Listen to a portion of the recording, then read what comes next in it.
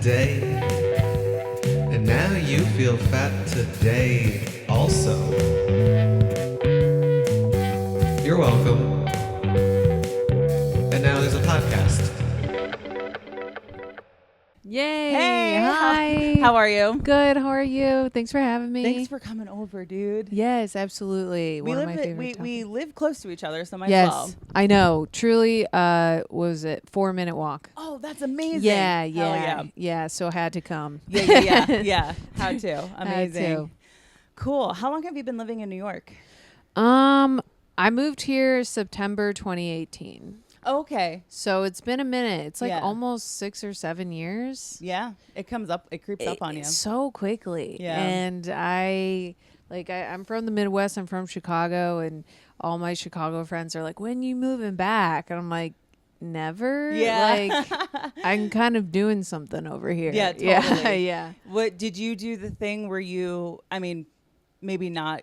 But did you do that thing where you first lived in Chicago, like not with your family, like on your own in Chicago, Yeah. and then you came to New York? Yeah. Oh, yeah. Yeah. I lived in Chicago, but then I actually moved to Boston, and then I came to New York. Little stopover in Boston. Yeah, little Typical stop flight plan. Yeah, Totally. Yeah. I just, I couldn't get a job in New York, so I got a job in Boston, thinking if I was closer, it'd be easier to get a job in New York, and that's basically the boring story of getting a job in New York City. But I feel like this is no shade to Boston. Yeah. I love my Boston listeners. Yeah. Like Boston's great. yeah, I don't know if I could live there now because I feel like Boston is just as expensive to find a place to live no, it's so expensive. in So- Boston. yeah, So no. why don't I just live in New York? No, live in New York, and New York has diversity. Boston has better food in terms of like seafood and stuff. Yeah, for but sure. like everyone's so fucking mean. Like it's interesting that New York has the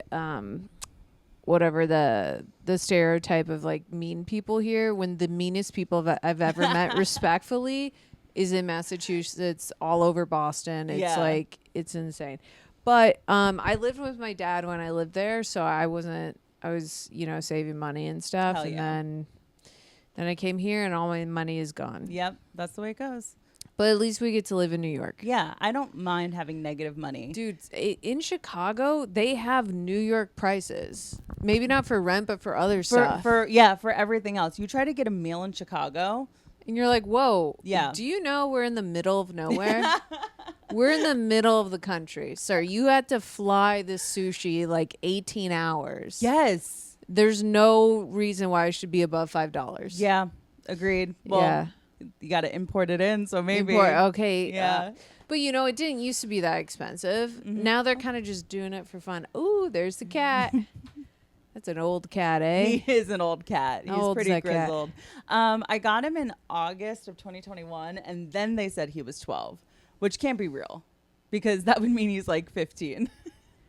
I honestly, something happens to like a cat's face when they get really old, and he looks 15, but like in a respectful way. And I Totally. love old cats. Well, when I was looking for a cat, because I was fostering kittens for a while, and that was great. And like everyone's like, "Oh, you're gonna keep your foster kittens," and I was like, "No, I'm not. Like I live alone. I kind of want like a rotating door of animals. I'm just here to foster. I'm just here to help."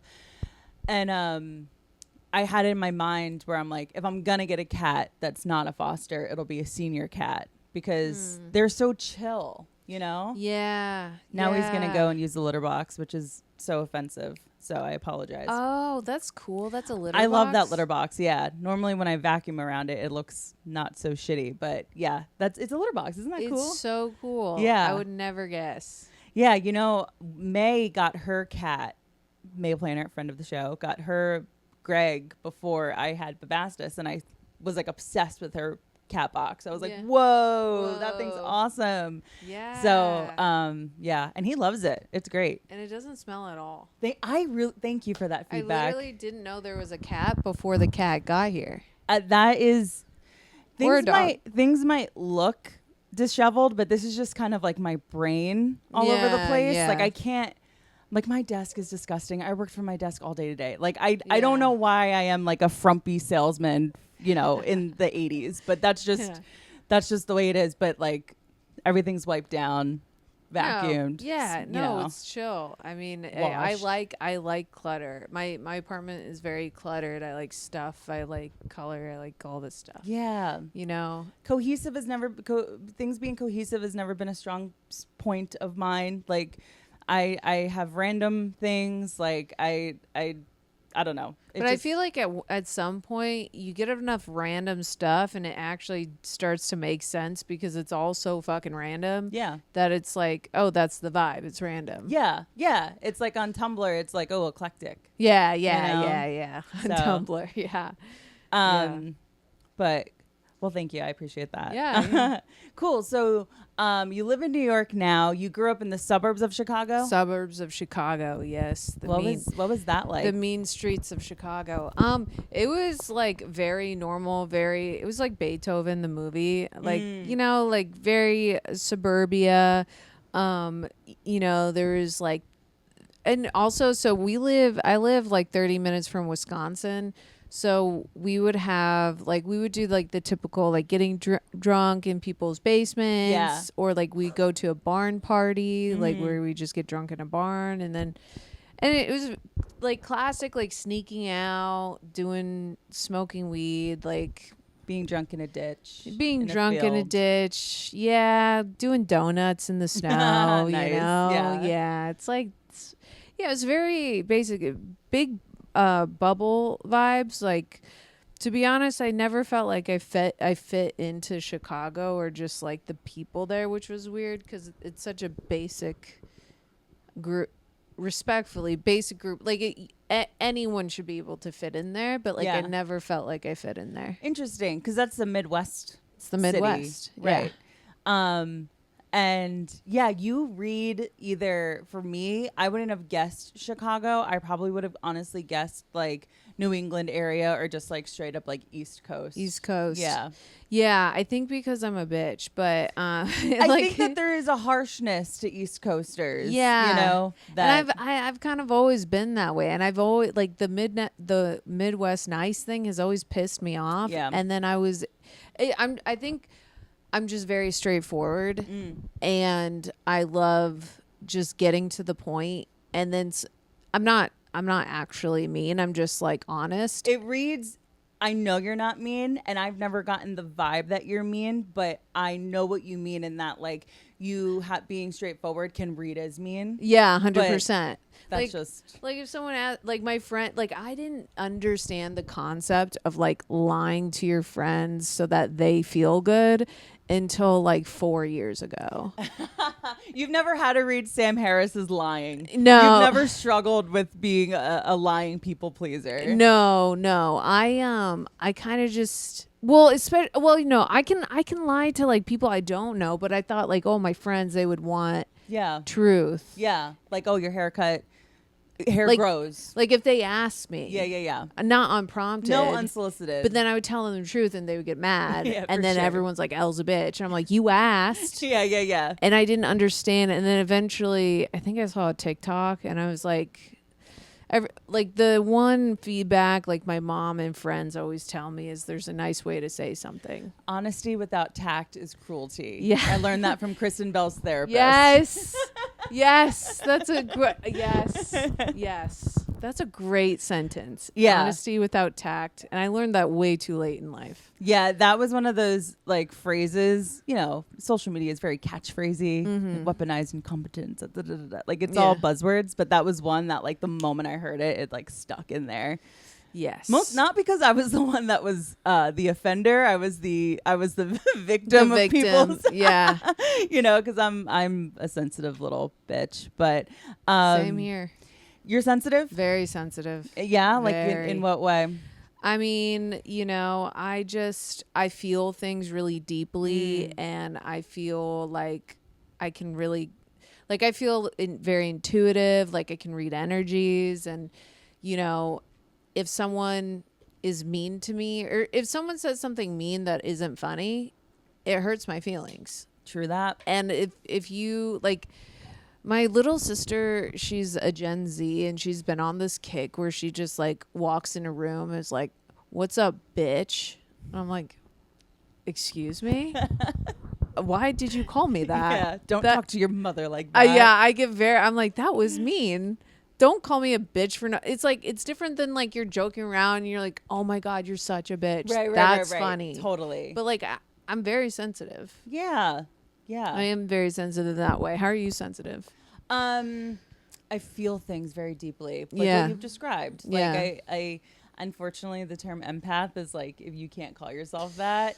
And like I do understand that people have taken what that is. I always thought I had a superpower when I was a kid. Okay. I thought I had powers. As a Okay. kid. I mean, yeah, same. And because there was like no shade to my wonderful family, but like there's so much chaos happening all the time of like people being mad, mom's mad, dad's mad, that I was able to like walk into rooms and know exactly what everyone in the house was feeling. Yes. And it's like I thought I had a superpower. Yeah. And then I went to therapy and it was like, oh no, you're just like Highly tuned. highly tuned in. Yes. Yeah. So that's that when I say I'm sensitive in that way of like being tuned. Like if you were to come in after like having a stressful day and was like, You could feel it. I would probably feel it. Yeah. Which I'm sure you probably could too, because you don't have to be, I mean, I don't think you have to be that plugged into people. But honestly, I think we had a similar upbringing because that was very similar to my thing. Like I had my dad had an anger problem. So every time, and it was irrational. Like he would get angry at things no one would ever get angry about. So it's always like,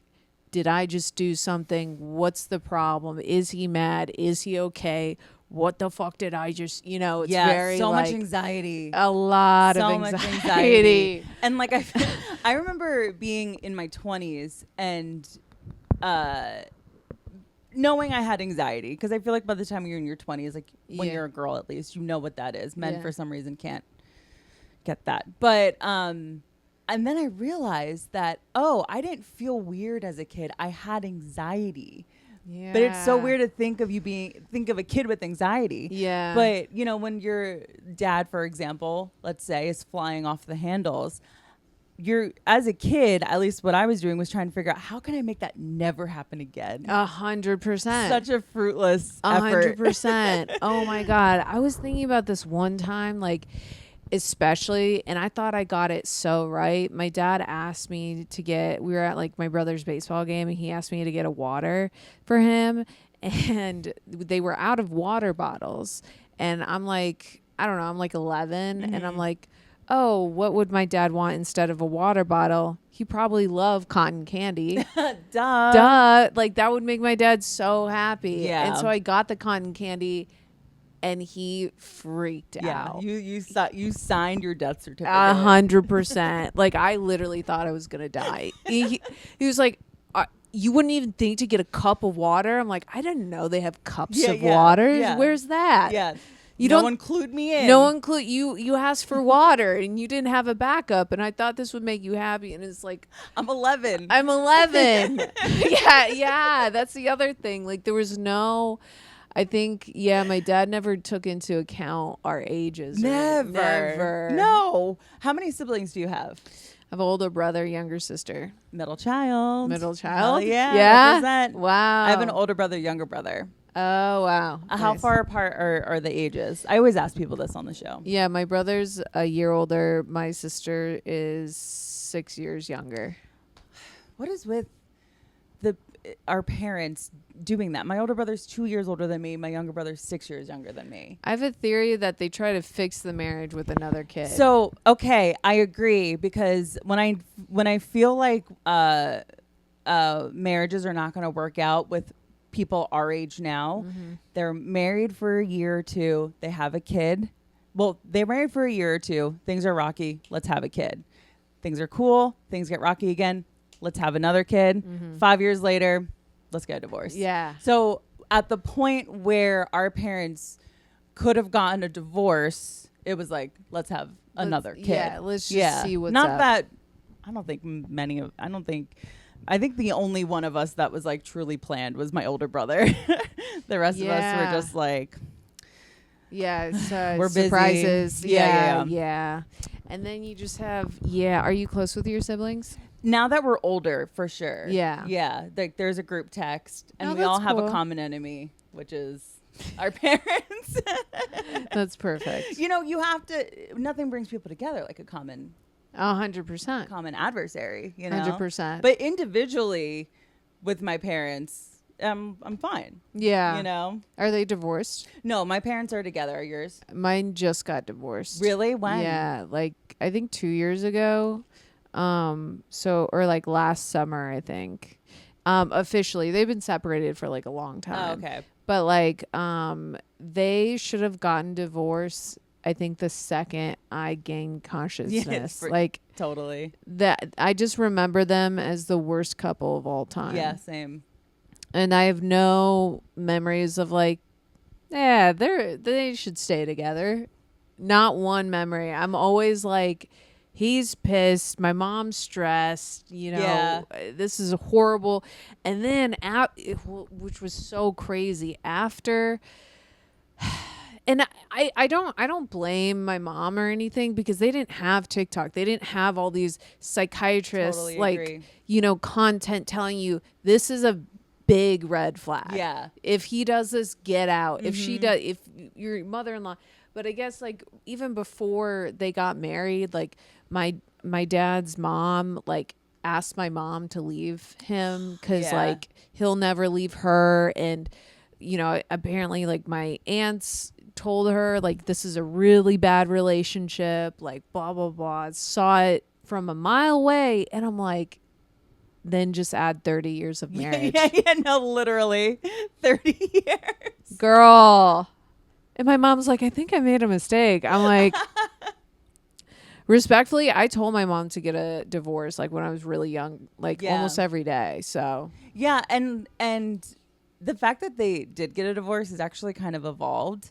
Like I feel like my friends, a lot of my friends that I grew up with, all of our parents are still married, but we'll have the same conversation of like, I go home and I'm stressed because my parents are just like the way that they are talking to each other is by yelling. yeah. And I've gotten to a place where I'm like, who am I to walk into their space and get in the way of the way that they get on and communicate? Yeah. You know, why am I taking on this self-imposed role of fixing their dynamic when they don't feel like it needs fixing? Yeah. So it's like you get to your 50s, 60s, and you can decide, am I going to, some people don't even make the conscious decision, but it's like, I'm staying in this because I understand how we get along. This is the communications that we've set up. Or you get a divorce. But you said your parents had been separated for a while. But like my mom really hasn't started being divorced until recently. Yeah, like, it had to be more a fish. It was really, it's really hard for her, which is so kind of like mind boggling because it was like just so bad for so long. But yeah, I like never hung out with my parents when as an adult. I was like, I'm out. Like, this is stressful. I was out by 23. Yeah. And I went away to college too. I mean, away, 45-minute drive, but still I lived off. Where are you from? Jersey. Okay. Yeah. So everyone's a drive away, but it's funny because Joe, his family is in San Francisco, and his mom's in San Francisco, his dad's in Tennessee, and I feel like I see them like every other month. Really? And wow, they have to fly here. Yeah. And my parents are 90 minutes door to door if I take NJ Transit, and I'm like, gotta go home for Easter. Yeah, And they're happy with it. We're like, we have a good thing going. Oh, that's good. You know, that's good. You like, got a rhythm. I call my mom. We talk on Saturdays. You know. On Saturdays. Yeah, on Saturdays. That's nice. Yeah, it wasn't always like that. You know. No. Yeah. But someone's got to go to therapy. Someone's got to go to therapy. You know. I did go. I'm out now. I got out. Nice. I got out. I'm on bi-weekly. I've graduated. I've leveled up. I'm in cool. 102 now. But dude, that's awesome. I'm not saying like people don't need therapy. I definitely went with an intention, and then I just felt like eventually it wasn't doing me any good, and I was just trying to look for problems to tell this therapist. But the times recently that I've needed therapy on some things, I've just talked to ChatGPT. People are doing that, and it's been better, honestly. My first therapist was great, but better than any other therapist I've had besides my first one. Yeah. Like, it's because it remembers and it does all these callbacks. It remembers and, you know, compresses all this information unlike any human ever could. So Right. like, it's honestly been incredible. That's awesome. Yeah. How long have you been seeing Dr. ChatGPT? I mean, like 2 weeks. I Nice. thought of this because I'm like, you know, especially with, I don't know how you are, but like with problems, especially like boy problems or anything, like I don't like to rub my friend's ear dry with it. Totally. You know? Yeah. Like one of my pet peeves with other people is when they come to me with the same problem and then they don't fix it. Yeah. And I'm like, I'm going to blow my brains out. For sure. Like I can only, I mean, I want to help my friends, but then it becomes like just kind of a rain cloud situation. And I'm like, you clearly don't want help. But then I was like, I have the same problem. Go to ChatGPT. You can tell them whatever you want all night long. Yeah. And you can go as long as you want. And it's free. It's free. It's free. That's what's crazy. And it's very good advice. Yeah. Yeah, it's crazy that even on the free version, which I hope that doesn't change, but like it'll keep, you just have that tab open and you can keep the brain dump going. And then, and even if you like switch subjects, you say, hey, I'm talking about, you know, Derek again. They're like, I'm locked in. Yeah. Okay. I know exactly. Run this back. Yeah, run it back. Let's talk about it. Even if you have to pay for it, it will always be so much cheaper than therapy. Totally. And you don't have to do the dating therapist game because you don't just get lucky with getting paired with one. You have to find one that you vibe with. And you know, I think it's part of the thing that makes therapy so, I mean, amongst other things, but like it very inaccessible for people. Yeah. Not even talking about cost. Yeah, 100%. Not everyone has the time to do that. Or like, well, I don't know, you're commuting to your therapist and it's like a whole thing. It's too much. Too much. Yeah. Too much. Okay. Cool. It's very cool. I like that. That's cool. Yeah. I'm curious because you grew up in the Midwest. Did you know anybody in an MLM? What's an MLM? Multi-level marketing. So like Avon, Mary Kay makeup, Tupperware parties. Oh, dude. They have the cleaning supplies. They have like Herbalife and I think like a pyramid scheme. yes, pyramid scheme. I think one girl from college got into it, but I kind of got into one. I did the Cutco knives. Oh, you did Cutco? I did Cutco. A lot of college kids did it. My little brother did that. I did that, but then I actually made like a lot of money. Oh, fuck yeah. I made $10,000 in 10 days. How?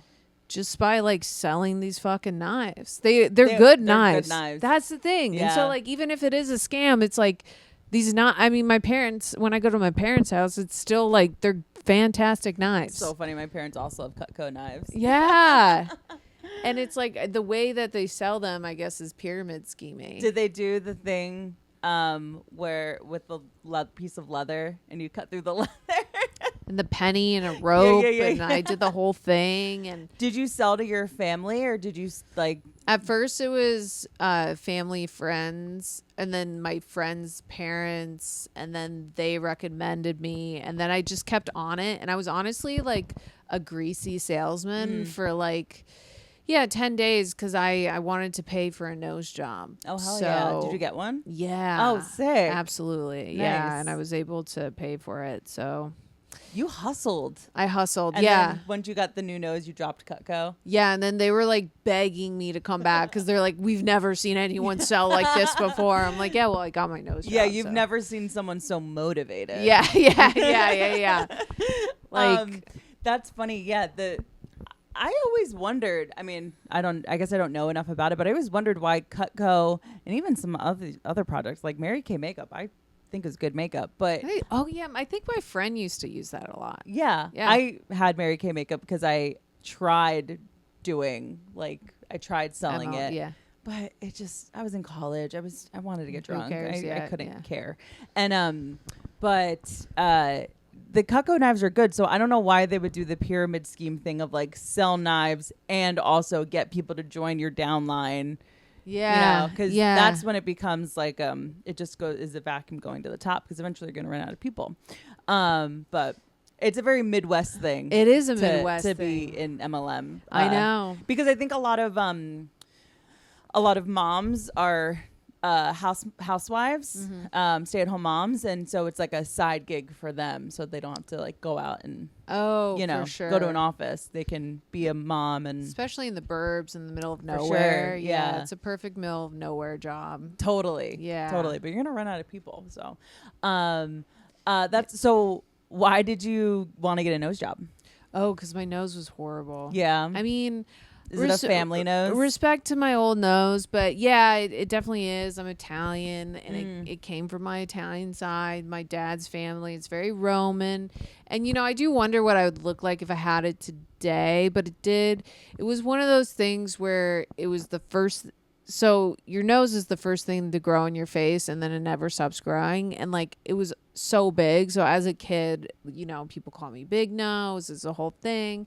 And then as I got older, it just looked like I just got punched in the face because it was like very wide, Right. very kind of like very bulbous. I guess Roman nose that's what it is. It's an Italian nose, and it's not like I love the big noses where there's like a shape to it. Yeah. Mine was just like round, and like everyone in my family. A lot of people in my family have gotten nose jobs because of it, because it's kind of a traumatizing nose, to be honest. I was gonna ask, like, I feel like that would be something if you're the only one doing it. They're like, why would you get away the Orlando defining feature? Why would you do? Everyone was like, this is a birthright. Yeah, 100%. My great aunt, so my grandfather's sister, she got a nose job like in the 50s because she had like she had the worst one out of all She of risked them. her life. And apparently it didn't go well. Oh no, which was sad, but like awful. Apparently nose jobs have been around for like a very long time. Well, people have always had breathing issues, so they've had to get in there to. Yeah, and it actually started with war. So rhinoplasty started with, soldiers being, hurt in war, and then they had to figure out like how to jimmy a nose, and then eventually, I don't think they're that necessarily hard, but to get like the Bella Hadid, like perfect slant, boom, boom, boom, like that takes like an artist. Yes. But if you just wanted like the bump out and a little thinner, I think they could. I think they could. Yeah, I think they could. I mean, Marilyn Monroe got a nose job, and it looks fantastic. I mean, she's beautiful, right? Are you? Do you have a deep knowledge of the history of nose jobs? I guess I do. No, I guess I do, because I was very I've been obsessed with my nose my whole life. A nose is something I notice on someone immediately. I really like your nose, by the way, and and I really appreciate noses. Like, I'm not critical of them, and I do love them on everyone. And but then, for me, it was just, I will say I thought once I got the nose job, all my problems would be fixed. And that's never the case with anything. Such a curse. Such a curse. Yeah. So yeah, but I'm glad I got it. I think if I didn't get it, I would look more Italian. But my Nona, who is Irish, she's 100% Irish. That's my favorite thing about Italian American families. Yeah. Well, she wasn't like my grandfather. His family was like, you're marrying an Italian. Like, you're not. Yeah. This is not happening. It's not kosher. Not kosher. And then she came in, and then his family was just like, you're Italian, you're not Irish. And she claimed it. And then, but she's like, I'm so happy that you guys all got the Irish noses. I'm like, if you only know. If only, yeah. But we can't tell grandma. We can't tell grandma. No. But like my aunt, my dad, my mom, my brother. Yeah. Wow. You're transracial. Yeah. Transracial. Yeah, that's cool. You're not Italian. You're Irish. I'm Irish. I am. Whoa. Look at that. It's so Chicago to be Italian Irish. Yeah, 100%. Irish Italian. Irish Italian. Yeah. So was your nose the only thing you were insecure about, or like did you think about your body at all growing up? Like, It was kind of interesting. Like I actually never thought about my weight until I got to college. And I never, like, my parents were always telling me like, you should lose weight, and I was like, you guys don't know what nice. you're talking about. You're like, I know what I'm doing. Yeah, I was like, you guys are idiots. And it's weird. I never even like thought about their comments, but my parents are like two, you know, I would say to a fault, like fitness freaks. My dad eats half a sandwich a day. You know, they're both like anorexic, like fucking, I don't know, workout freaks. You know what I'm saying? They've always been into their looks. No, 100%. And like fit, and it's like, okay, you're gonna run 5 miles every day for your life, Right. Like that's crazy. Yeah. That's insane. I mean, it's cheaper than therapy, and they didn't have ChatGPT. I think that's 100% right. Yeah, So- especially for my dad. I'm Yeah. like, no one should be working out. And this is a hard. guy that still doesn't have anger regulation. No, And he's out there doing that. and yeah, I know. And he's like, I mean, But maybe his blood sugar's low. He's hungry. That's why he's so mad. maybe. I mean, he's always said, if I don't work out, I turn into a person I don't know. I'm Yeah. like, I'm so curious what that is. Yeah. I didn't know this could get worse. That's crazy. Yeah, it's like when you put water on a what's it called? A gizmo? Gremlin. Yeah. Like what, how does it get worse? Yeah, how does this possibly get worse? But then so yeah, and I think I mean, I was overweight a little bit. I was just thick. I was Midwest thick, I call myself. You know what I'm saying?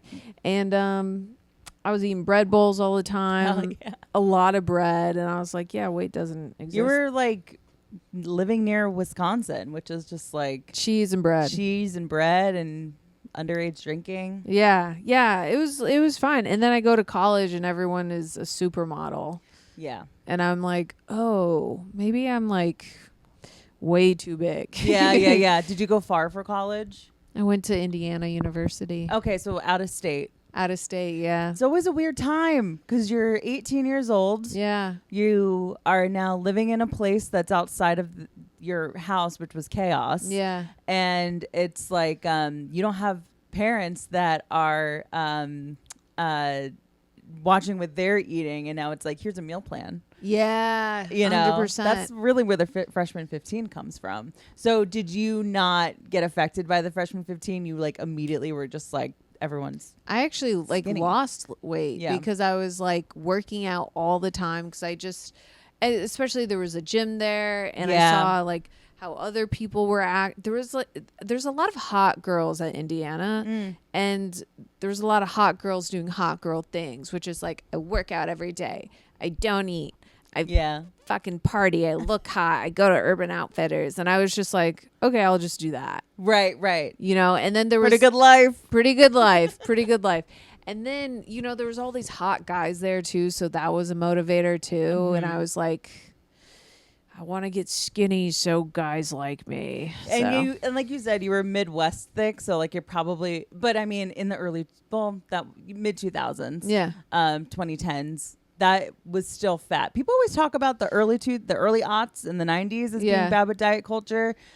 I think that in 2010, when we were in college, it was 2010, 2012. I went 2012. So I feel like that was also just like, you know, if you were a size 8, it was too much. It was too much. No, I know. And it was I think, and then the people who, especially because I joined a sorority. Oh, cool. Same. And I had my glow up thanks to the sorority. Really? Oh, yeah, me too. I feel like. Yeah. It was one of those like real like Princess Diaries. Like, stop. Now I own a thong. Oh, wow. That's so cool. What sorority were you in? It's called Alpha Phi. Alpha Phi. You would be an Alpha Phi. I would.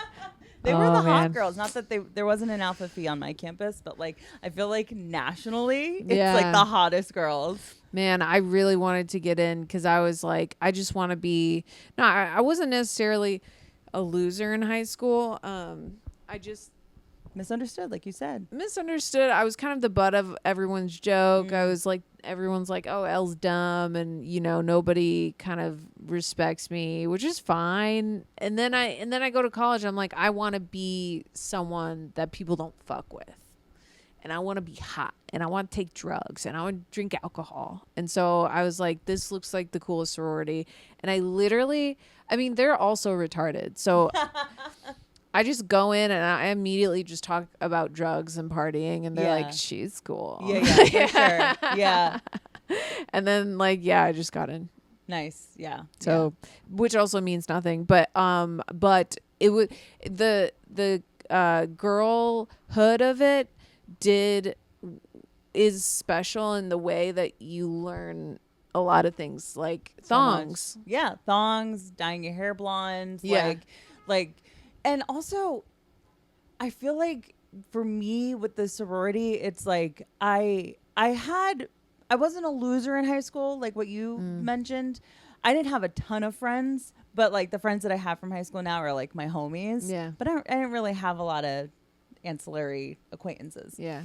But when I got to college, I was like, I want to do college right. Same vibe. Yeah, same vibe. And I saw Delta Phi Epsilon. I was like, oh, they're the coolest ones. And so I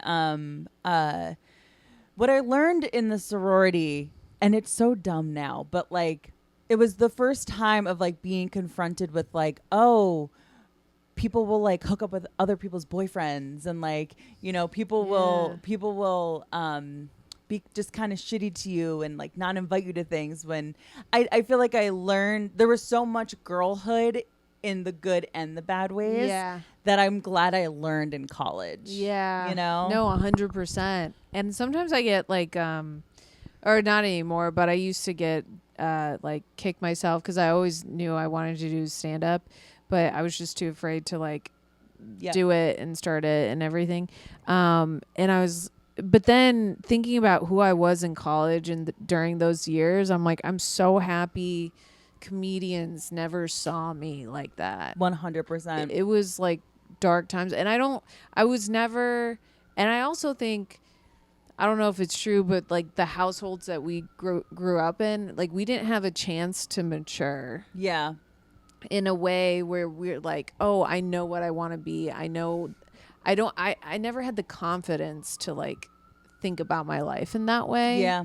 And so I was very immature and I was very stupid, and I'm glad I started stand up when I did. Yeah, I feel like I always thought something was wrong with me because I didn't know what I wanted to do. I didn't know what I wanted to be when I grew up. So of course I went to school for like, some nutrition health related thing, because when you're obsessed with, I'm like a calorie encyclopedia. Yeah. So that's just kind of like the natural deviation of where you're going to go. But I agree that it's hard to mature in an environment like that because you don't have a good, I learn by example. Yeah. When I see people being immature, and if someone talked about me the way that I sometimes talk about my parents, even in the vaguest sense, I'd be like, fuck you. Yeah. And I don't mean it disparagingly at all. I really, really don't. I mean it in that I feel bad that was the cards you were dealt. Yeah. Like I feel bad that you had to like put us through Catholic school, and like, I say it with a ton of grace because it's tough. No, 100%. Like I don't think my dad wanted children that early. Yeah. And respect. I mean, me neither. For sure. I know neither. we're the age. Yeah. That they would have been having us. Yeah, 100%. Which is crazy. And I think he was just stressed and things like that. But yeah, so what are you gonna do? But yeah, I think me and my parents were cool now. Yeah, of course. Everything's chill. Well, I mean, not of course. Not everyone's cool with their parents, but I think it's cool when you can just. I'm not here to blame anybody for anything. No, you gotta let that go eventually. The story you told about subbing water with cotton candy, it was a story that you can call on very quickly, and that was a baseball game with your dad. He doesn't he might not even remember the cotton candy incident. He doesn't remember my childhood. Exactly. He doesn't remember anything. It was a whirlwind. It's a whirlwind. He like blacked out most of it, and I'm like, that means you were in a healthy time in your life. Yeah, for yeah, sure. Yeah. that's a good sign. Yeah. I don't remember my childhood either. So Yeah. I get it, dude. Yeah. For when you were in college and you were like, I want to be skinny now, like, was it just like, okay, I'm not going to eat? Or is it like, oh, I'm going to drink my calories and alcohol? You know, I always wanted an eating disorder, to be honest, but I didn't. I just had no willpower. And eventually I realized, like, I think it is an actual disorder that you kind of have to have. And I think some people can persevere and, you know, if they really want it and kind of make their own way through the eating disorder. But like, I would just be like, okay, I'm not eating today. And then an hour later being like, let's start tomorrow, you know? Yeah, for sure. Yeah. So those didn't really work. I guess I was doing like Vyvanse, working out, pre-workout. I was working out a fuck ton. So that's what I was, and drinking, but I was never like that skinny still, because I think like I was just swollen from all the like drinking and stuff. Like I couldn't work out enough. There's no amount. But I did go paleo one time, and that helped a lot, specifically with my ADD. Go figure. Yeah. And I lost a lot of weight. Yeah. And so, yeah, paleo is like no carb. Yeah, right? the caveman diet. Yeah. But you used to do it. You don't do it anymore. No, I did it for like 3 months. It was really hard and very expensive and very like, it takes up all of your brain power, because you're constantly thinking like, what am I going to eat? Where am I going? Are they going to have things that I can eat? And it's like, it takes up your...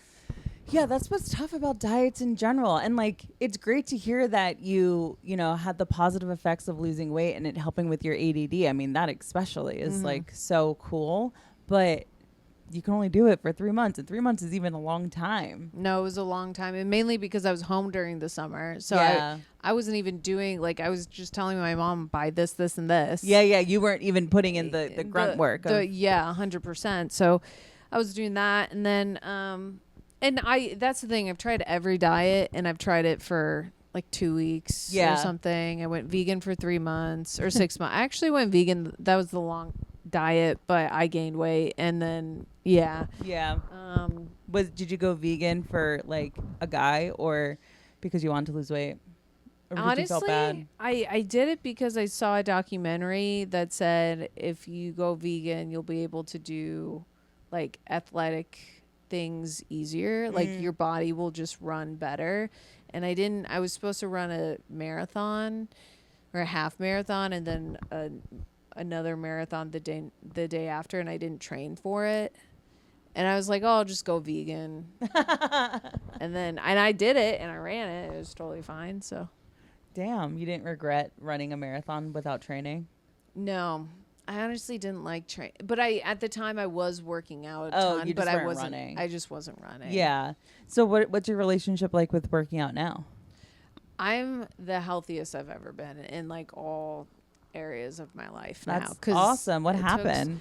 I don't ChatGPT. No, honestly, it's a lot of, because with working out, I think it wasn't like the eating disorders, it was the working out I was really toxic with. Is a disorder. People think like, I mean, ED is centered around eating, but workout disorder, I don't really know what a name for it would be. I'm sure it exists, but that is a disorder. Yeah, like there was a time in my life where I was going to the gym 2 hours a day, and I was running like, I don't know, 5 miles. Wow. And then doing like weights, and then I was so skinny, and then I wasn't eating anything, and then I would go 100%, and then I burn out and gain it all back.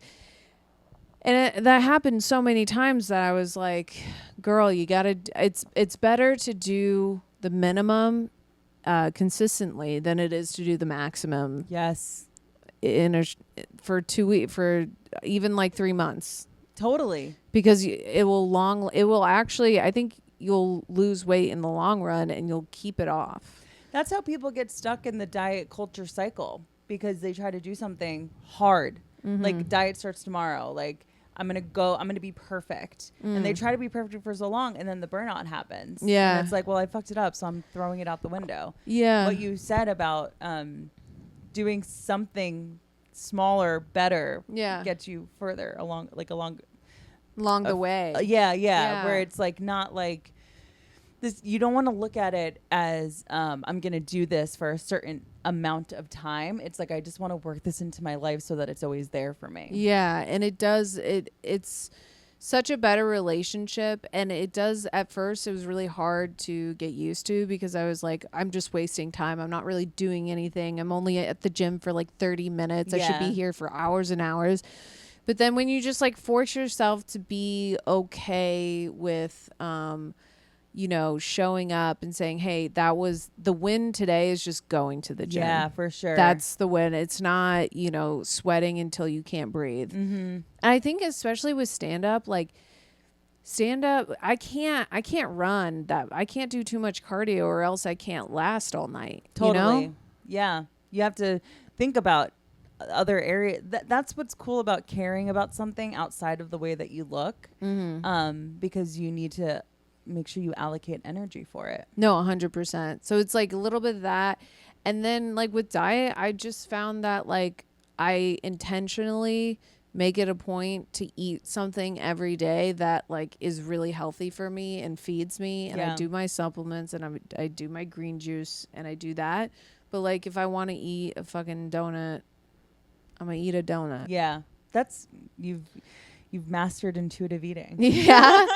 That's what it's called. That's what it is. Yeah, just eating when you're hungry, and if you have a craving, doing the craving. Yeah. When you were in the periods of working out a ton and not eating a lot, how was your anger? My anger.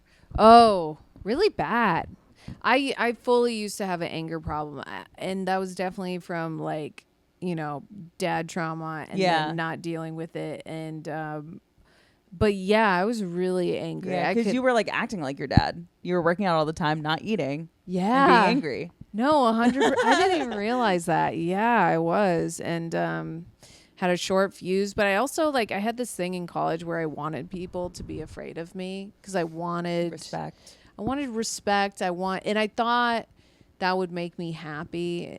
And it just made me sad because then everyone was just afraid of me. You've described multiple instances where you did it hoping you'd be happy after and it didn't work. And it didn't work. What the fuck is that? Yeah. Just nose jobs, people fearing you. Because fear is a sign of respect. And it's like, I'm still upset. But you don't seem upset now. No, I'm very zen, very happy. That's awesome. Yeah. And did you have like a bottom to get there? Yeah, I think the bottom was all my friends were afraid of me. I kept on like every time I drank. Now I'm like, I can drink whatever. I also had I don't like to call it a drinking problem. I'm not an alcoholic. I'm just from Chicago. Yeah. And I think that all of us, not all of us, but I think a lot of us in college went through our little binge drinking era. Yeah. I totally did. Yeah. And I did it from when I was like 15 until I was like 26. Totally. And I think so. When I started doing stand up, I stopped drinking for 4 months, totally reset my system. And now I have like the most like healthiest relationship with alcohol. Totally. And I think, the anger thing happened. I mean, I also saw it as a superpower. Like I always have the ability to reach that level of anger and freak out.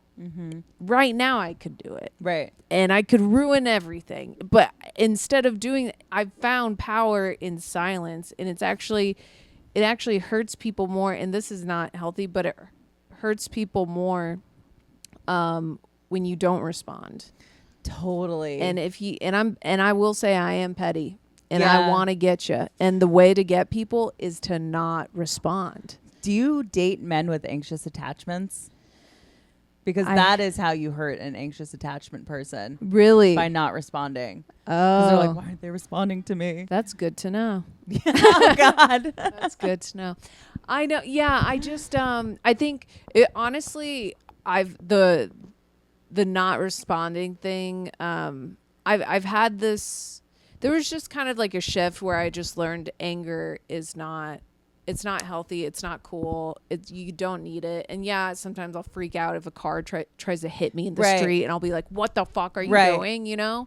But in terms of people, I feel like it's like that Buddha quote. When you stab someone with a knife, it's with anger. It's like a double-edged sword. Right. Like you cut yourself. Self as you. But what I was gonna say, I didn't want to interrupt you No. because I'm terrible with that. But anger is not the primary emotion, ever. There's always something under anger. Oh. So if you almost get hit by a car, you're gonna get angry, but the emotion just beneath the anger is fear that you almost got hit. Or when, something happens with, someone you're dating and you get really angry, the emotion under it is sadness or hurt, like anxiety that you did this thing to me or whatever it is that we're fighting about. So that's why people say anger is useless, because it's not really getting at what you're feeling. The true issue. It's just masking it. Yes. Wow. And that's kind of the thing of like, cutting someone and it cutting you. Mm-hmm. It's not productive. It's not productive. And I think I've had those experiences, those like real life experiences, more so with friendships, where I see like it was more of like a manipulative. I hate to use the word narcissistic, but they were narcissistic. Yeah. I really did my research. I'm like, I'm not going to call them narcissistic unless I know I honestly think they have a personality disorder, if I'm being honest. But even with that, you just like finding like grace for them. Like they can't control it. Yeah.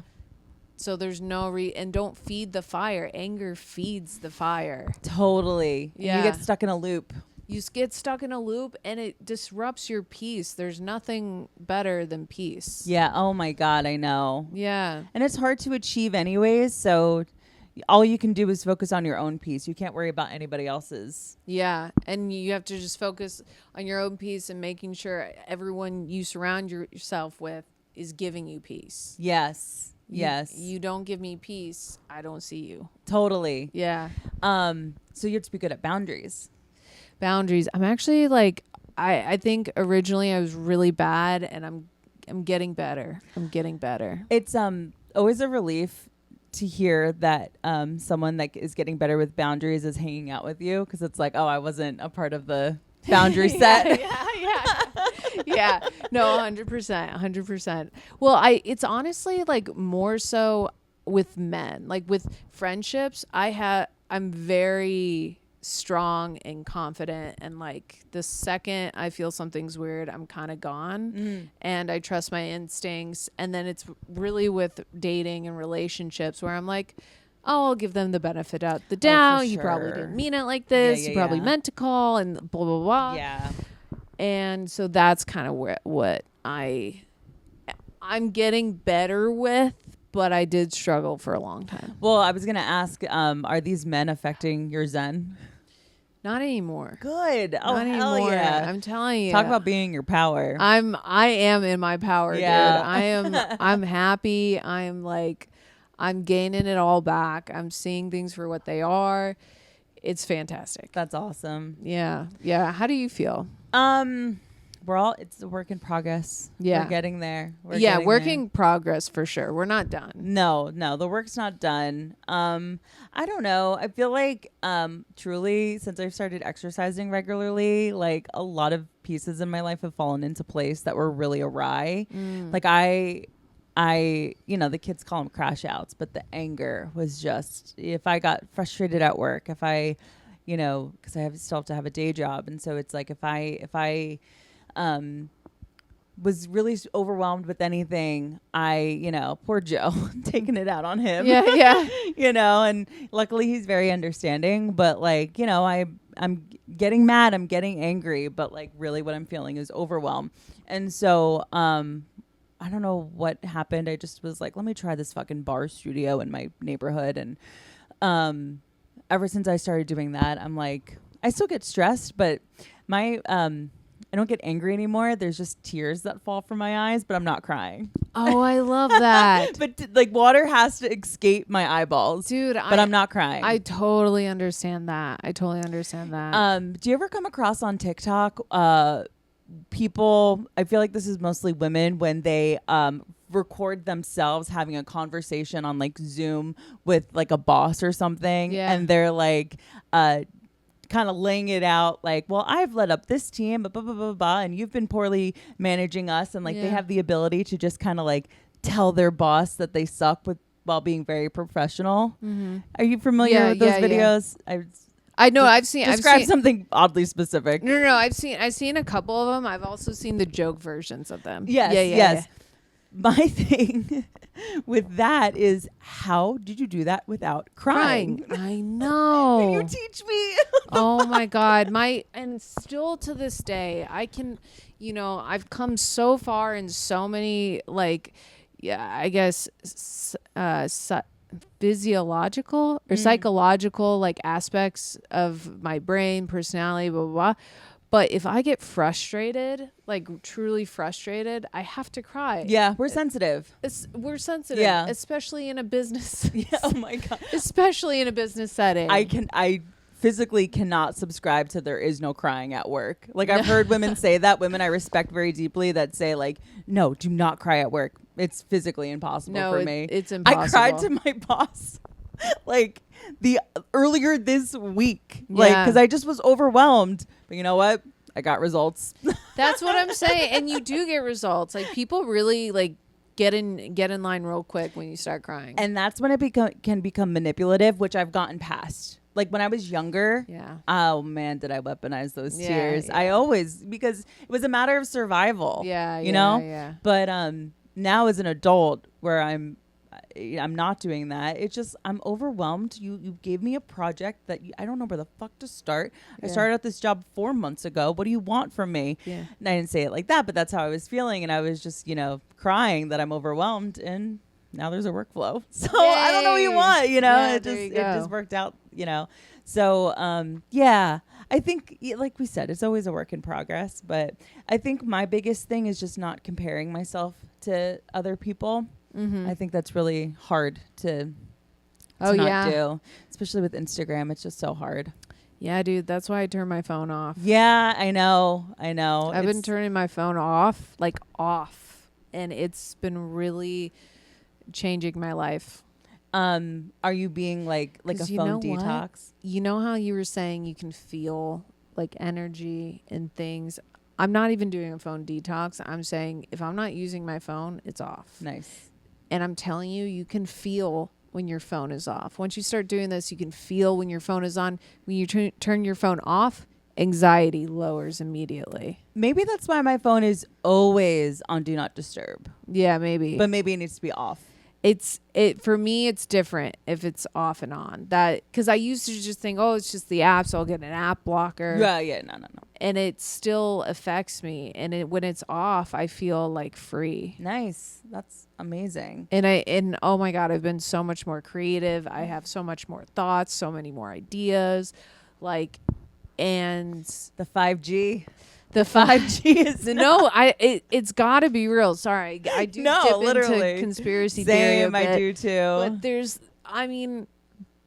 But how can you not? And by the way, not all conspiracy theories are conspiracy theories. I think some of them are just like big pharma and companies not wanting you to learn, which I sound like the biggest cracko ever. No. Wacko. That's what they want. That's what big pharma wants. They want, it's all gaslighting. Yeah. And some conspiracy theories are conspiracy theories, but I think the phone, there is a difference than when it's on and when it's off. Yeah.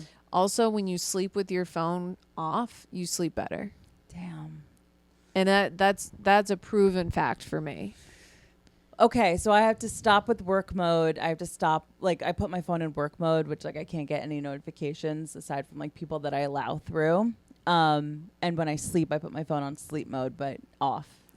Unfortunately. Okay. Especially if you wake up and your phone, I don't know your schedule. You have to make it work with your schedule. Right. But I wake up, unless I have to post something or make something with my podcast, phone's off, and I leave it off for as long as I can. Even when I try to do it until 2 p.m.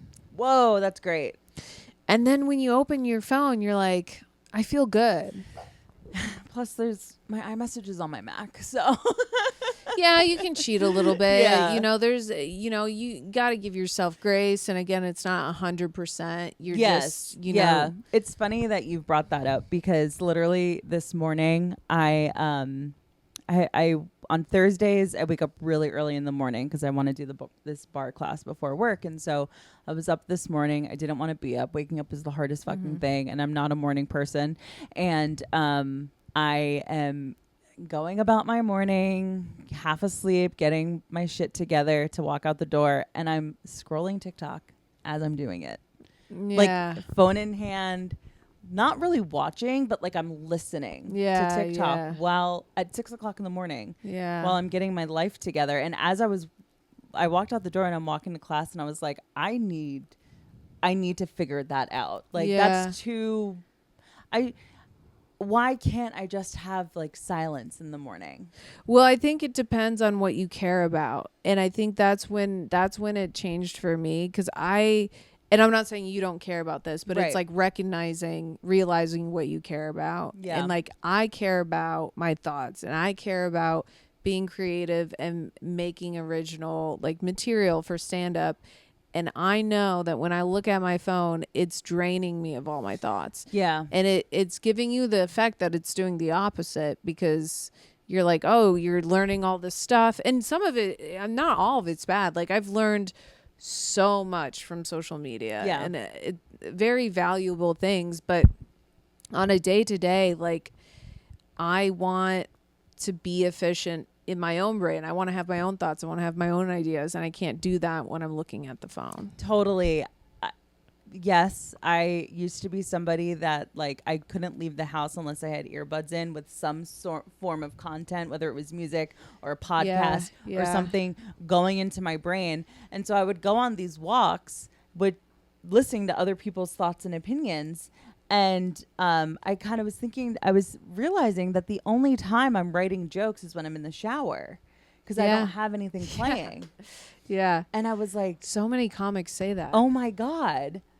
When I'm walking the dog, I can just not have like, it was like so embarrassing almost that like I had to have this epiphany of like, yeah, when you aren't listening to stuff and you're kind of just in a place of isolation, thoughts will come to you. Thoughts will come to you. So I stopped, I actually will walk with like earbuds in so people don't talk to me, but nothing playing. I do that all the time. Yeah, I do that all the time. And you start to, I thought, my God, I've lived in this neighborhood 10 years and like I don't even know the vibe of it because I have other shit in my head. Yeah. So I think that it's exactly what you're saying of like realizing what's important to you. And I think I realized this morning that what's important to me is not listening to another person's opinion on Remy Bader saying she got weight loss surgery on TikTok. 100%. And it's like, who cares? And again, I think it has a place because that, I think that, if you want to sit and have content time, just like how there was family computers, you have to go sit at the computer to enjoy your content. Great.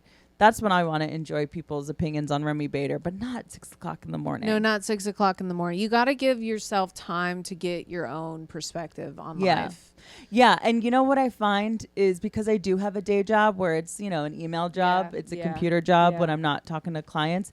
That's fine to listen to podcasts and music and stuff because it's like I'm already doing this other thing. It doesn't have to be all the time, but because I still enjoy listening to podcasts. I still enjoy content, but it's just hard, and you got to pick a time and a place, and every day can be different for you. But I think to have your own thoughts and opinions, it's important for everyone, not just like comedians, not just for creatives. Like, it really makes you feel free. And like, try leaving your phone at home when you go out for coffee, like things like that. And it's when you use your phone and your phone doesn't use you, that's when you're in a good place. I love that. Yeah. And it's so easy to think of an excuse as to why you shouldn't leave your phone at home for coffee. Like, it's Oh, yeah. so easy to think of an excuse. Like, how am I going to pay for the coffee? It's like, well, everything used to not always be Apple Wallet. Pay. Yeah. Yeah. Yeah. You know? Oh my God, it's so annoying when you try to pay cash and everyone's like, "What is that?" I'm like, "Girl, you have Dude. it's like by law you need to accept the cash." Yeah. You know what? That's because of private equity. What do Like, you when mean? you go to, have you ever gone to a baseball game at like Citi Field? Yeah.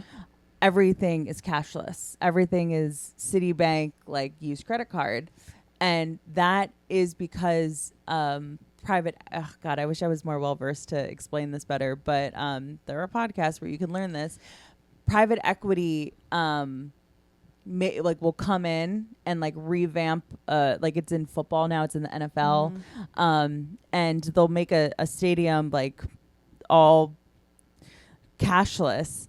And this now I'm going to start to sound like a conspiracy theory, but People spend more money. people spend more money, and No, that makes sense because it's just a tap. You're not like really thinking about how much money do I only have $20. Exactly. You know? You spend more money, and Tip more probably. Tip more. Tip more to people who don't deserve tips. right, and we should never want to be in a cashless society. No. But we're all sold convenience. Yeah. And so that's what it is. I went to I was unemployed for a little bit, best time of my life, and I went to London. And so I converted like $300 into pounds. Mm-hmm. It was impossible to get rid of those fucking pounds. It was impossible. I was so pissed. Really? No need to have even brought them. I went to like a market In London? In London, I went. They don't accept pounds. It was anytime I went to pay for something in cash, they looked at me like I had three heads. They're like, "Oh, you're a tourist." Yeah, it was crazy. Like, I was at like a market that you would think is like. Remember when you would go to like antique markets and things, and you had to have cash? You needed cash. The guy was like, "Please, no cash," and I was like, "All right." Wow. So I was like paying for like the subway, like going up to That's so weird. I also think it's weird because it's like, don't you want to? Doesn't some business want to be like illegitimate? I know. What are we doing? We're just all. I think the way that system, London especially, it's like, that's a whole vibe that's being extinct. That's a whole thing. That's no longer. I don't like that. I like cash. I like money. Yeah. I like feeling like, especially when you have like a handful of 20s, you're like, I'm good. I have food for the next 2 weeks. I am, yes. You know? I'm rich. And I feel like I have and a that's better abundance. That is abundance, yeah.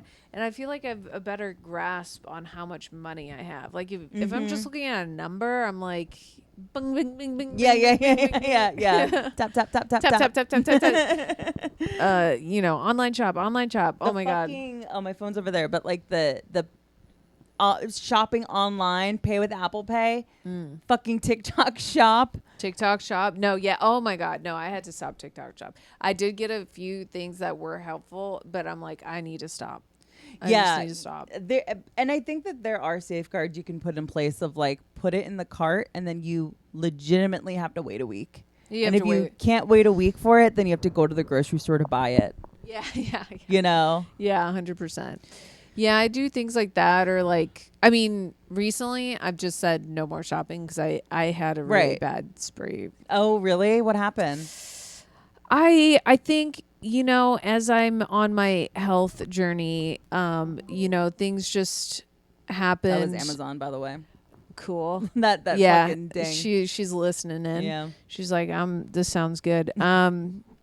I just had a thing with a guy, and it was very stressful, and I wasn't like drinking, and I didn't, the shopping addiction, and I would say addiction's a strong word, but it just like kind of crept up on me because I'm like, oh, I'm not drinking, I'm not doing drugs, I'm not like ruining in my life. I just like pressing purchase. You need dopamine every somewhere. day. Yeah. And it kind of like, I didn't notice I was doing that, and then I did, and then I was like, oh, I'm getting like a lot of packages every day. Oh, I'm in a lot of credit card debt. Okay, this needs to end. Yeah. And it's all on shit. Like it's all just bullshit. Yeah, stuff that when I get like a burst of energy that just ends up in the trash, and then I'm like adding to landfills, but I need to get it out of my house. Yeah, and it was just anxiety. It was anxiety driven release. Yes. So damn, girl. Be careful around on the internet when you're anxious. Yeah, for sure. And it's helpful to be mindful, because then you can realize that what you're doing is Yeah, I learned my lesson. yeah, for sure. Still learning it. Damn, it's already been an hour. Whoa. Can you believe it? Whoa. That was crazy. Hell yeah. We time traveled. We did. That was Yeah. this was a fun podcast. Thank you. I appreciate it. It's it's my favorite thing that I do that not enough people listen to. Like I don't believe in anything. I don't believe in anything that I put out except for this podcast. Aw, I love that. Like I don't know. It's something where I'm like, no, this is good. This is good stuff. I really appreciate you coming over. Yeah, thanks for having me, Sick. dude. This was great. Thank you. Can you let the people know where to find you? Oh yeah, on Instagram would be great at _Elle Orlando_. You know, what are you gonna do with the underscores? There's a Elle Orlando account, but it exists, but no one's using it. And it's like, I was just having this conversation today with someone at work, actually. With Meta, there is no getting that account. They just would rather it exists in the ether unused, which I'm is like, so annoying. Can you just give me the account? Yeah, it's Just crazy. give it. I wonder if someone bought it and is waiting for me to pop off. That's a whole industry. That of is what a people whole do. yeah. You know, people just sit around waiting for domains to expire, and then they buy it up right away and hold it for ransom. My domain on my website is worth like a couple grand. No way. Yeah, Elle Nice. Orlando. Yeah, I've Probably so have really good SEO.